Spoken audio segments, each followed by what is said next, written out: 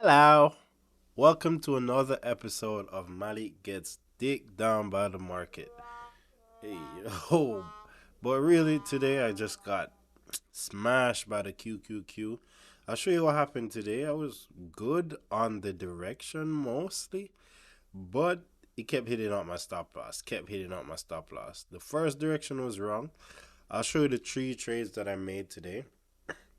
And hopefully we can see where I went wrong and hopefully more fine tune the trade because I saw opportunity after looking back at the trade. You could see the clear opportunity, but during the day it was not as clear to me at least. And I guess I was doing a lot of different other things. So let's get into it.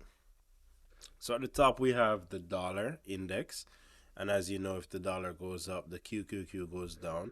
So as you can see, mostly today you had like bullish movement on the dollar, even though it's still kind of stayed within a range. This bullish movement amounted to this bearish movement on the QQQ. Right, so my first trade was a buy limit order. Right, so I expected. So what I could see here was that saw the dollar kind of rejecting here, and I'm thinking it's gonna continue going down.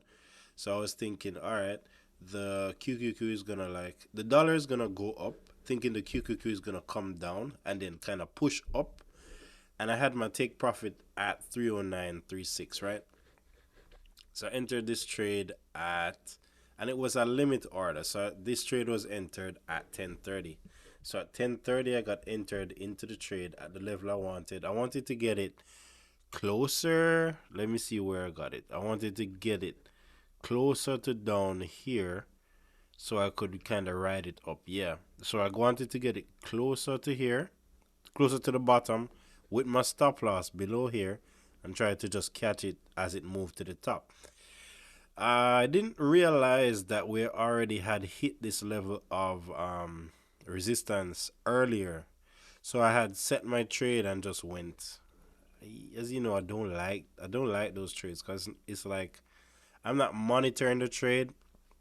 So it's like, and I noticed something about myself. I overtrade, especially when I take a loss that it's like, yeah, I didn't have to take that loss because what I did with that trade, I set the trade and then went and did some other stuff. While I did some other stuff, the trade got kicked in. It cleared me out at my stop loss easily. If I was focusing on the charts, I would have seen the dollar kind of pushing up, and that would have given me more confluence to say, all right, let me get out of this trade, keep my losses limited. Maybe I should fine tune the stop loss a bit more or even go down in quantity. I might start going back down because as you can see, I haven't been having the greatest of greatest trade since what last week and this week since Jerome Powell spoke. And I just don't like how it's been playing out, right? uh I want to show you something. So my trades aren't going so good, but ideally I want to show you somebody that, like, I want my trades to get like this. So you have this guy's Pajama Billionaire, Forex trader from Jamaica. And he's literally like teaching people how to trade Forex. How to is a different style of trading, but he's trading currencies. I'm trading the QQQ and index. And as you can see, 9 hours ago, and I had to like share, retweet this, because he's making 5 grand. Bro is on the phone right now making 5 grand. He could clear this trade, exit, and you have me probably lost 5 grand this week. No, I'm joking. Lost probably 800 this week, to be honest, though. So I don't know where this leads us. If I'm gonna probably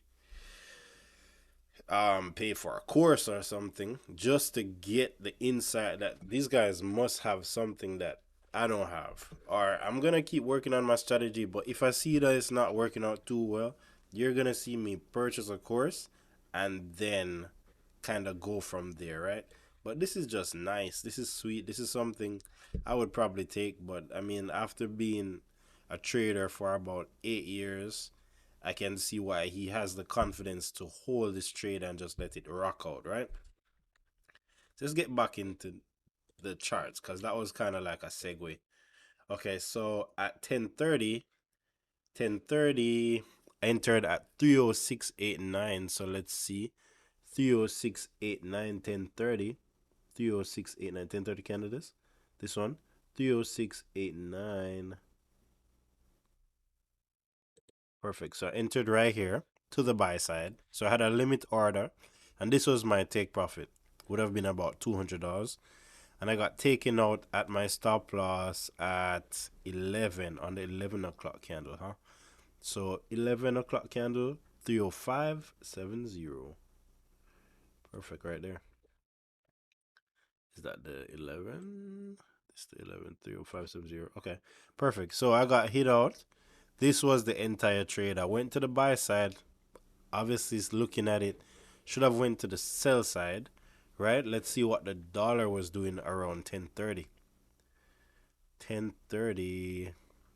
Hmm, interesting. At 10:30, the dollar made a high, but it kind of pushed back down. So this is where the is this 10:30? No. At 10:30, the dollar pushed up and then started to break down on 10:35. So easily this you couldn't even use the dollar to trade this. Would have been a better trade to try and use support and resistance levels and probably just momentum. So that was the first trade that netted me a loss of 122. So I had flipped to the other side now at 11:33 because I could see the market. The dollar was very bullish, so I'm saying, all right, let me try to get a nice move down, right? Tried to get a nice move down, but I wanted to limit my risk, right? So I entered at 11:33. So that would be the 11:30 candle. And I entered at 304 flat. So let's, if we zoom this up, we'll see it much better. So entered at 304 flat. So about right there, huh? Right there.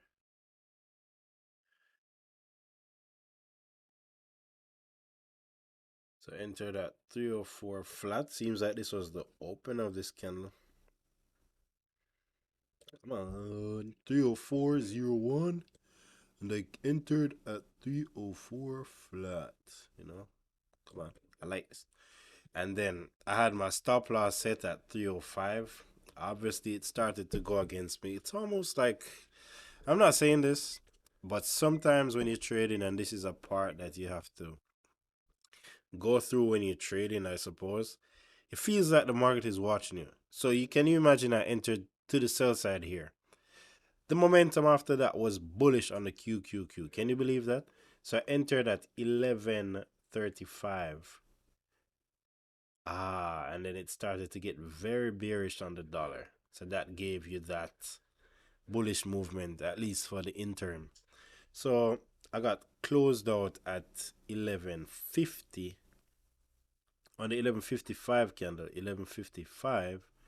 So this one at 305 flat, huh? So 305.01. But I got closed at 305 flat right here, huh? 305. Okay. Just 0.01 from there. This is where I got closed on. Ideally, I should have just taken it to the upside. Ah, interesting. Interesting. Because you could have had like a tight stop loss here, like a really tight stop loss, and just take it back to the upside for a nice reversal play. That would have been $2 to the upside, $200 within probably 2 hours. Not bad, not bad. So I'm just trying to see where I'm messing up on the charts and see how I can improve. The last trade, I didn't want to assume too much risk because I've taken too much losses this week, honestly. This one I entered at 12:29. Let's see, 12:29 here. That would be the 12:25 candle. So this one entered at 305.39. 305.39. Okay.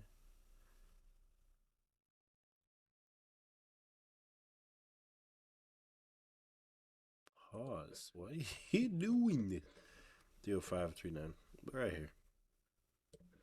I entered at 30539. And this one again hit my stop loss.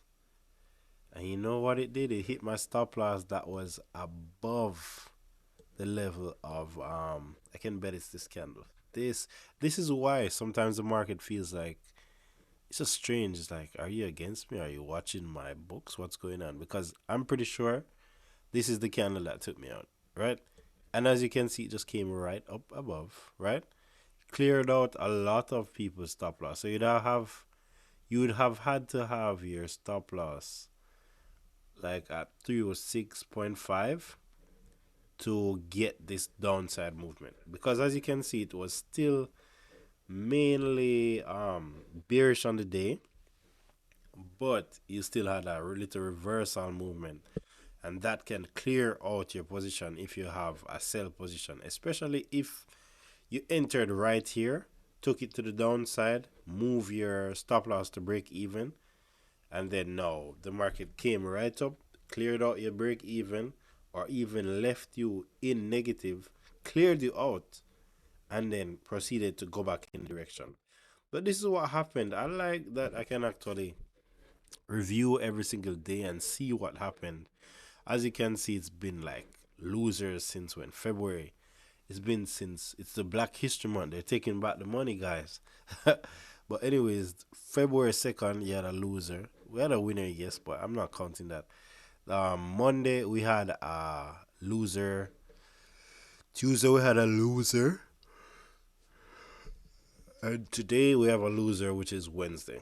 Don't mind the date. The date is wrong. All right. All in all, it was a good day. I'm gonna try to just focus more, and I'm gonna get this. I'm gonna get this. Spending so much time on the charts at some point, it's gonna all make sense, and I'm gonna get this. All right. If it doesn't come to me pretty soon, I'm just gonna buy a course so I can just copy their strategy, use that in my strategy, apply the capital to it, and get rich off this. All right. I'll see you in the next video. Bye bye.